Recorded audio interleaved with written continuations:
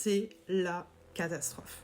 Le géant automobile Stellantis, qui regroupe les marques Peugeot, Citroën, Fiat, Opel et d'autres, annonce une perte nette de 2,3 milliards d'euros au premier semestre 2025. Vous avez bien entendu, moins 2,3 milliards, alors qu'il gagnait encore 5,6 milliards l'an dernier à la même époque. La faute à une chute des ventes et à l'explosion des coûts. Mais surtout, la faute à la Commission européenne qui saccage méthodiquement l'industrie automobile depuis plusieurs années avec son funeste Green Deal. On n'en est plus au stade de l'alerte sur une crise annoncée, mais à la dénonciation d'un suicide programmé. Stellantis, comme les autres constructeurs automobiles européens, ne demandent pas des aides ou des subventions. Ils réclament juste qu'on leur foute la paix pour pouvoir produire sans avalanche de normes qui ruinent tout espoir de compétitivité.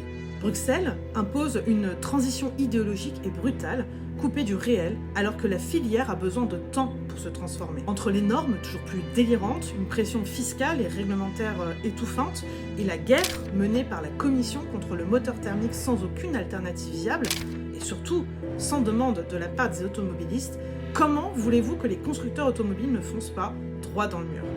Résultat, les constructeurs cherchent à réduire leurs charges, délocalisent et taillent dans les effectifs. Et qui trinquent ?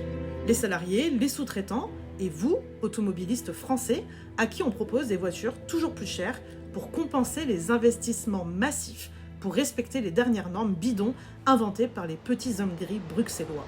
On ne peut plus rester les bras croisés pendant que nos usines ferment, que nos emplois disparaissent et que les automobilistes sont perçus comme les éternelles vaches à lait. Il faut maintenir la pression sur la Commission européenne pour qu'elle renonce à son idéologie de décroissance verte qui ruine notre industrie et défendre notre droit à produire et à circuler librement en laissant le choix aux Français d'utiliser le type de véhicule qui correspond à leurs besoins. Avec le groupe des Patriotes pour l'Europe, nous sommes aux côtés de l'industrie automobile.